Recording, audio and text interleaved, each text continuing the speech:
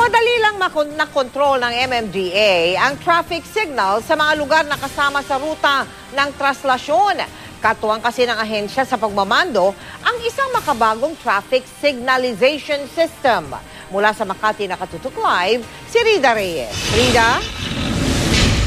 Yes, Mel, isinabay nga sa prosesyon ng Itim na Nazareno ang unang araw ng operasyon ng pinakamodernong traffic signalization system sa loob ng bagong command control center ng MMDA.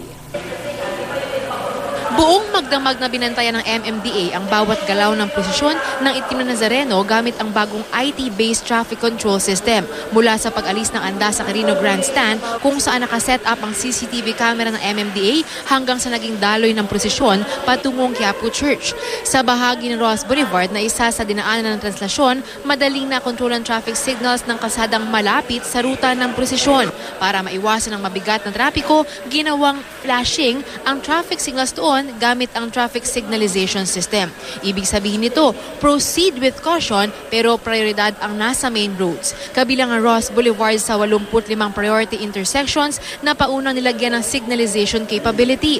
Sa kabuuan, 424 intersections ang lalagyan ng signalization system kapag natapos na ang proyekto sa 2016. Ang ating mga traffic signal equipment and our men and our vehicles will no longer intervene in the area. We can now solve the traffic situation from this center already. Aabot din sa 25 pangunahing kalye sa Metro Manila ang 24 oras na minomonitor. Kabilang na ang Quiapo sa Maynila gamit ang mga fiber optic at high definition CCTV camera na kayang mag-zoom in sa malalayong distansya. Quiapo Church. Ito yung aabangan namin mamaya sa pagpasok ng ating Black Nazarene na procession, yung pagdating ng tao mamayang midnight. Magiging busy itong camera.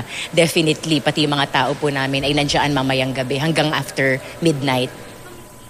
So far, Mel, ay wala namang any serious untoward incident na naitala ang MMDA sa kanilang buong maghapong pagbabantay sa loob ng command control center dito sa MMDA. Maliban na lamang sa ilang deboto na nangailangan ng first aid kanina matapos mahilo sa kasagsagan nga ng prosesyon. Mel? Maraming salamat sa iyo, Rida Reyes.